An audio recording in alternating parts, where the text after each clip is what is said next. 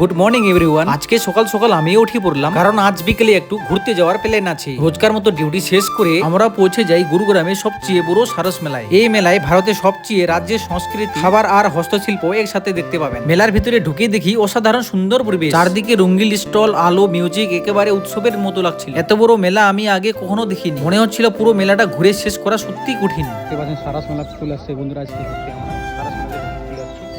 আর দেখতে পাচ্ছেন এখানে অনেকগুলা এই হস্তশিল্পের জিনিসগুলো দেখে মনে হচ্ছিল আমি বাড়ি নিয়ে যাই। সবচেয়ে মজার বিষয় হলো এখানে ভারতের প্রায় সব রাজ্যের স্টল রয়েছে, যেমন পাঞ্জাব, হরিয়ানা, ওয়েস্ট বেঙ্গল, সিকিম, নাগাল্যান্ড, মিজোরিয়াম, কর্ণাটক, আরো অনেক কিছু রাজ্যে জিনিসপত্র দেখা যাচ্ছে। মেলার এক পাশে লাইভ পাঞ্জাবি ভাঙড় ডান্স চলছে। তারপর আমিও চলে গেলাম ওয়েস্ট বেঙ্গলের সেকশনে। সেখানেও অনেক সুন্দর জামা কাপড় আর হ্যান্ডিক্রাফটের জিনিস দেখতে পেলাম। আর সামনেটা রয়েছে উড়িষ্যার, আর এখানেও উড়িষ্যার স্টাইলের ভালো ভালো কুর্তি, পাজামা রয়েছে।